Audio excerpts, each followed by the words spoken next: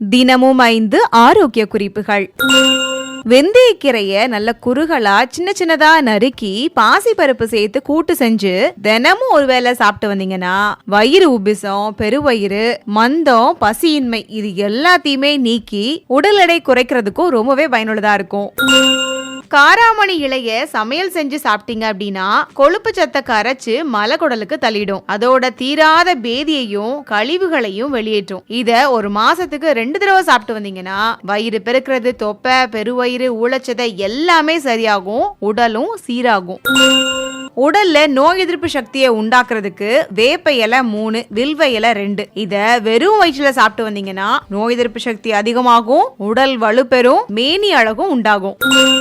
உடல் எடையை குறைக்கிறதுக்கு உணவு சாப்பிடும் போது வேக வேகமா சாப்பிடாம நல்லா மென்னு சாப்பிடுங்க. வேகமா சாப்பிடுறதால அந்த பொருட்கள் எல்லாமே நல்லா மெல்லாம அப்படியே குடலுக்கு போயிடுது. இதனால சரியா ஜீரணமாகாது, அதுல இருக்கக்கூடிய சத்துக்களும் நமக்கு கிடைக்காது. அதனால சாப்பிடும் போது நல்லா மென்னு சாப்பிடுங்க. Skin care, hair care, weight loss, diabetics, immunity பூஸ்டர்னு எல்லாத்துக்குமே ரொம்ப உதவியா இருக்க போறது தான் இந்த திரிபலா பவுடர். லேகிய மாதிரி ப்ரிப்பேர் பண்ணியும் இதை நம்ம எடுத்துக்கலாம், இல்ல ஹாட் வாட்டர்ல டீ மாதிரி கூட போட்டு குடிக்கலாம். ரொம்ப எஃபெக்டிவானது தான் இந்த திரிபலா பவுடர். டெய்லி ரொட்டீனான உங்களுடைய டீ டைமை இன்னும் ஹெல்தியர் வெர்ஷனுக்கு மாத்தணும் அப்படின்னு நினைச்சீங்கன்னா இந்த திரிபலா பவுடரை கண்டிப்பா ட்ரை பண்ணுங்க. இந்த வீடியோல அதை நான் டேக் பண்ணி வச்சிருக்கிறேன். இன்ஸ்டால இந்த வீடியோ பார்த்துட்டு இருக்கீங்க அப்படின்னா லிங்க்னு கமெண்ட் பண்ணுங்க.